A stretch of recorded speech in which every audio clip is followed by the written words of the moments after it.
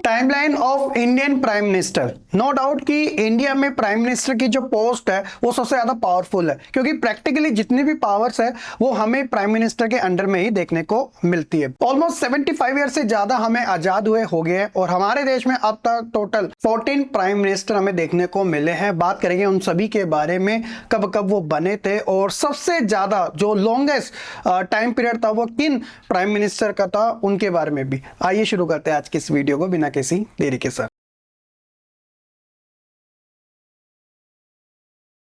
कुछ important information prime minister के बारे में। The prime minister of India is the chief executive of the government of India. The prime minister is the leader elected by the party with a majority in lower house, जिसे हम लोकसभा के नाम से जानते हैं।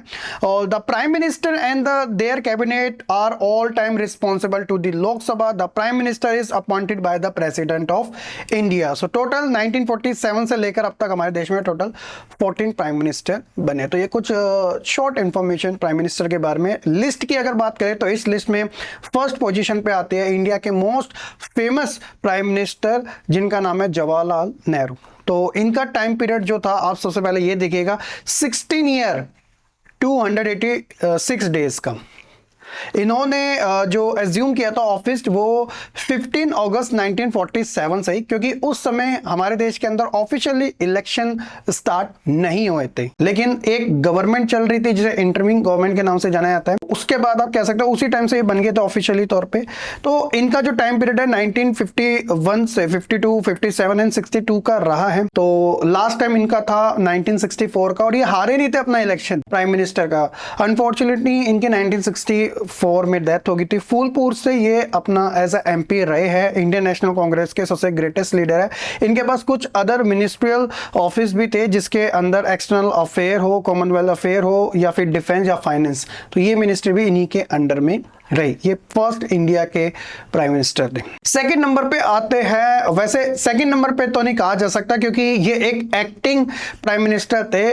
1964 में जब जवाहरलाल नेहरू जी की डेथ हुई थी तो कुछ टाइम के लिए, लिमिटेड डेज के लिए, ऑलमोस्ट 13 डेज के लिए एक एक्टिंग प्राइम मिनिस्टर बनाए गए थे, जिनका नाम था गुलजारी लाल नंदा। इंडियन नेशनल कांग्रेस से ही थे। उस समय इनके पास होम अफेयर, एटॉमिक एनर्जी और एक्सटर्नल अफेयर की मिनिस्ट्री इनके अंडर में थी। ऑफिशियली तौर पे इंडियन नेशनल कांग्रेस से ही देश के सेकंड प्राइम मिनिस्टर बनाए गए थे, जिनका नाम था लाल बहादुर शास्त्री जी। जी हाँ, वही जिन्होंने जय जवान जय किसान का एक फेमस नारा भी दिया था। दो नारा अगर आप लगाएं तो वही असली नारा है आज देश की जरूरत के मुताबिक। एक तो जय जवान का और दूसरा जय किसान का।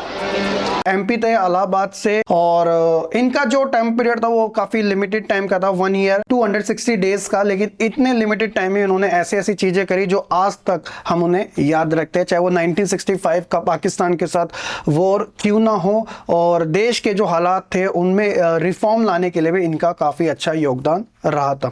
ये सेकंड हमारे प्राइम मिनिस्टर थे। इसके अलावा इनकी मिनिस्ट्री एक्सटर्नल अफेयर के भी ये रह चुके हैं, इनकी मिनिस्ट्री इनके अंदर में रह चुके हैं। इसके बाद जब इनकी डेथ हुई थी 10 जनवरी 1966 के बाद, ताशकंद एग्रीमेंट के बाद, तो फिर से एक बार एक्टिंग प्राइम मिनिस्टर के तौर पे लिमिटेड टाइम, ऑलमोस्ट वही 13 डेज के लिए गुलजारी लाल नंदा को दोबारा से बनाया गया था।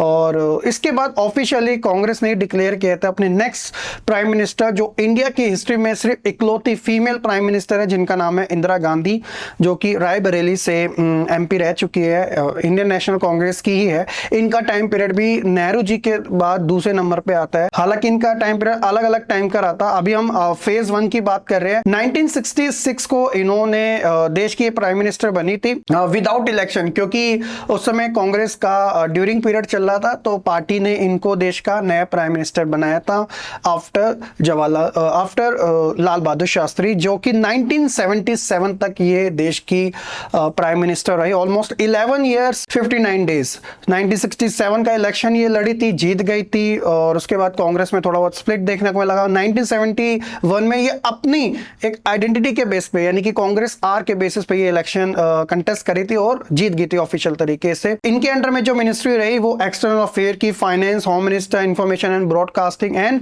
डिफेंस की रही अलग अलग टाइम पीरियड में। तो ये देश की थर्ड प्राइम मिनिस्टर थी। इस लिस्ट में नेक्स्ट प्राइम मिनिस्टर आते हैं फोर्थ पोजीशन के, जिनका नाम है मोरारजी देसाई। इंडिया के फर्स्ट नॉन कांग्रेसी प्राइम मिनिस्टर थे।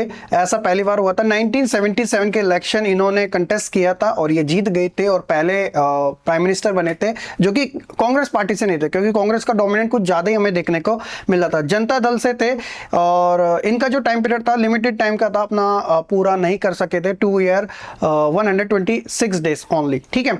और उस समय इनके अंडर में जो मिनिस्ट्री थी वो होम अफेयर और एटॉमिक एनर्जी की थी। 1977 से लेकर 1979 तक ये देश के प्राइम मिनिस्टर रहे।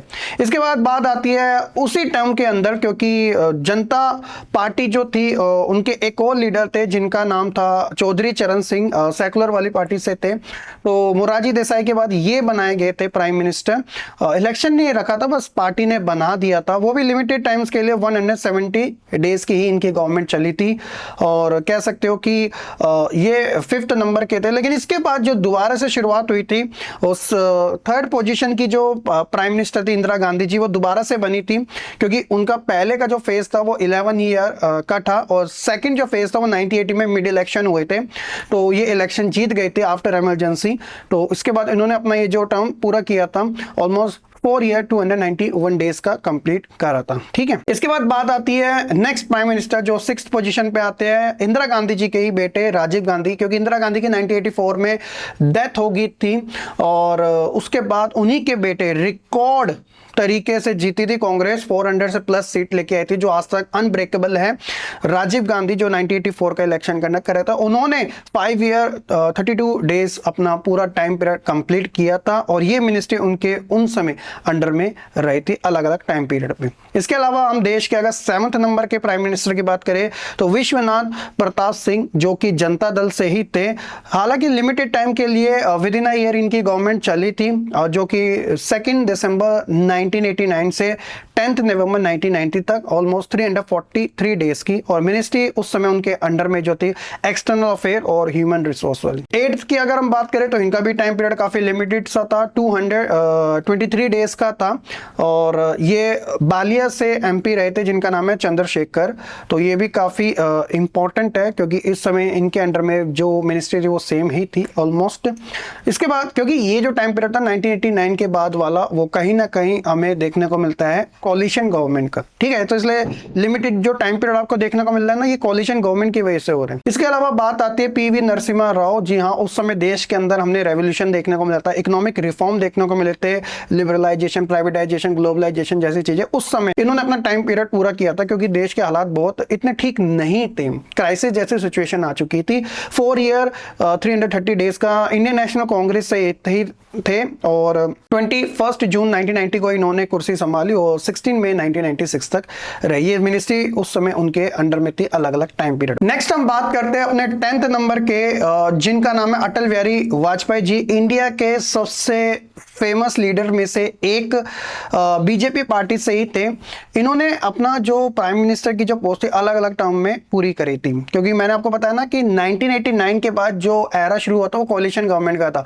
तो जैसे कोई एक पार्टी अपना सपोर्ट छोड़ देती थी तो गवर्नमेंट गिर जाती थी। तो पहला जो टर्म था इनका 21 जून 1991 से लेकर 1 जून 1996 का ही रहा था। ऑलमोस्ट इन्होंने जो अपनी गवर्नमेंट चलाई थी वो पहले 16 डेज के आसपास की ही थी।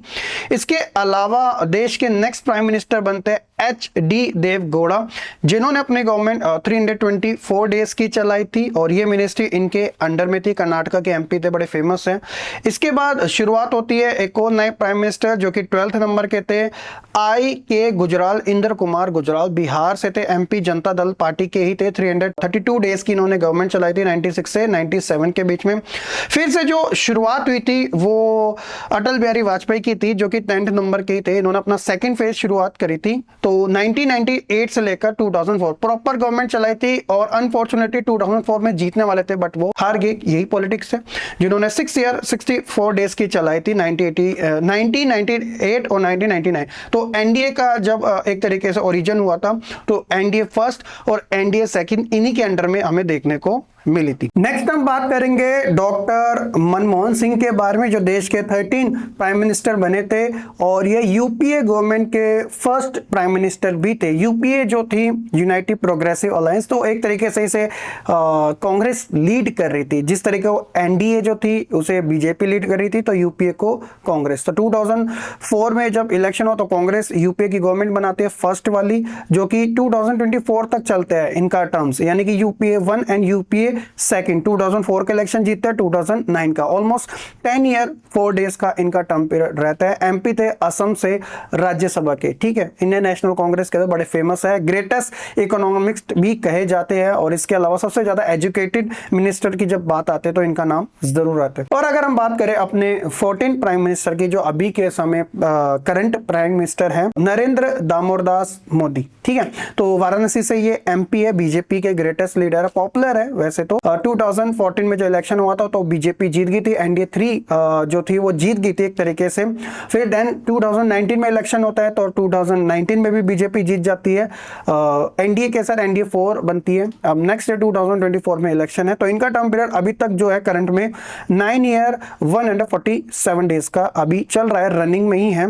ये मिनिस्ट्री इनके अंडर में हमें देखने को मिलती है। अगर बात की जाए इंडियन प्राइम मिनिस्टर की हिस्ट्री में टाइमलाइन की कि किस पार्टी से सबसे ज्यादा प्राइम मिनिस्टर बने हैं, तो कांग्रेस जो कि 3 टर्म में यूज की गई है, एक आईएनसी, एक आईएनसी आई वाली और आईएनसी आर वाली। तो आई वाली जो थी वो तो इंटरमिन वाली थी, यानी कि 1947 से 1950 वाली।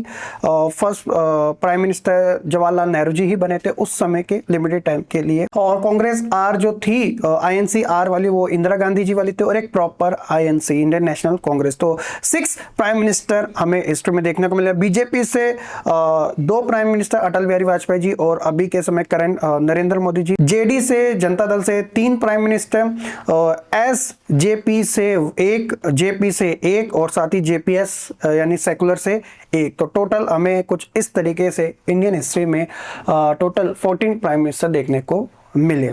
हो सो कि आपको अब अच्छे से टाइमलाइन समझ आ चुकी है कि कौन कब देश का प्राइम मिनिस्टर बना। इसके अलावा मैंने प्रेसिडेंट्स की लिस्ट भी आपको बताई थी, आप एक बार आई बटन में जरूर चेकआउट कर लीजिएगा। वीडियो पसंद आई तो लाइक कमेंट शेयर करने के साथ चैनल को सब्सक्राइब करना बिल्कुल ना भूलिएगा। बाकी मिलते हैं अपनी नेक्स्ट वीडियो में, तब तक के लिए खुश रहे, पढ़ते रहे और ऐसे ही आगे बढ़ते रहे।